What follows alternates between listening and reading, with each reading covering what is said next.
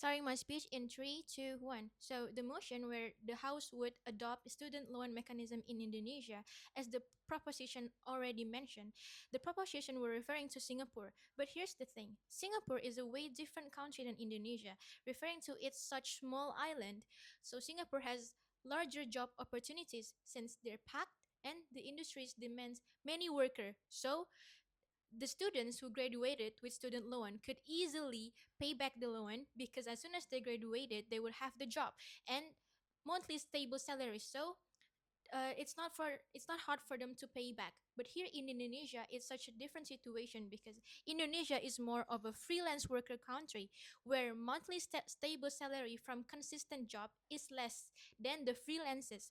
This is why student loans won't erase the students' burden in Indonesia and also won't make the university sounds more affordable. Student loans would just delay the financial burden to blow up onto 20 years old or like fresh graduated because as soon as they graduated, they won't have the job that is stable enough for them to pay back the loan that they have pushed. And the proposition mentioned that KIP do not cover anything for middle classes families. Uh, Government still expect for them to manage to pay such high tuition. But here's the thing: if we literally implemented students loan in Indonesia, it's just the same like giving green light for universities to keep increasing the tuition prices because they know that bank will cover it anyway, whereas pushing the states to lower UKT and KIP is more realistic and financially effective. So student loans creates this temporary access to low cost tuition today while also passing the students' adulthood in deep debt. So this doesn't promise that the students will erase their financial problems. They will just add up more of their financial problems, but they will just face it in the future after they graduated. If students' loan becomes available here in Indonesia, the government will actually have another excuse to completely cut funding for KIP and stop decreasing UKT.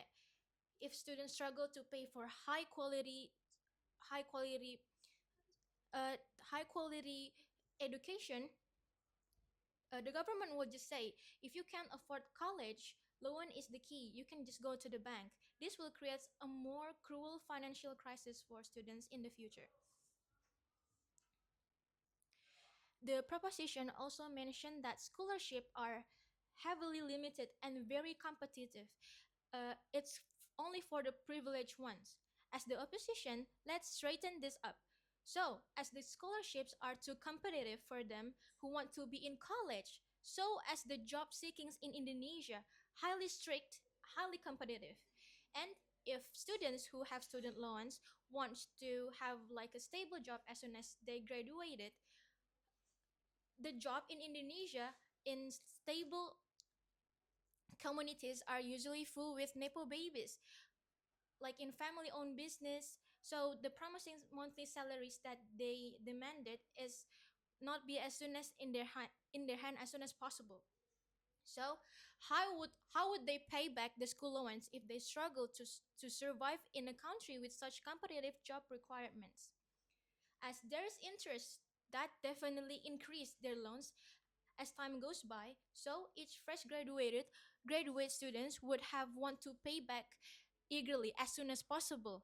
So the interest won't blow up and won't add up more to their financial situation. So what happens if as soon as they graduated, they won't find a job, they won't find a stable monthly salary sooner. The interest will come up, they will add more burdens. In order to not face that, students will go to online loans or like judol as the key.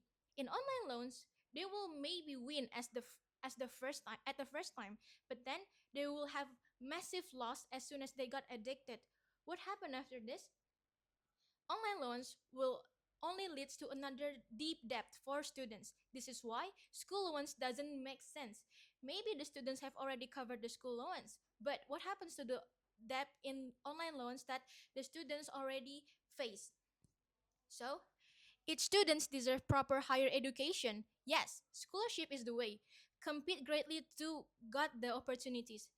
There's still KIP to decrease the cost. Students deserve totally free education or middle family friendly tuition by decreasing the prices of KIP, not a performatively free access to higher educations that would just adds up their burden. The proposition mentioned that if students have scholarship or like a total free or like costless education, they might drop out in the middle of the college because they had no sense of responsibility, or they have like uh, i don't I don't put out money to this, so why would I be responsible to this?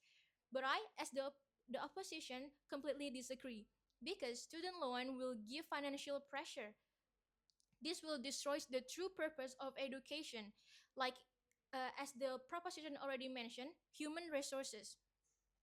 How would student loan improve human resources if the next generations are mostly depressed, struggle, and have anxiety from the financial problems of the loan that they have? So, education should be an investment in future human resources, not a stressful commercial transaction.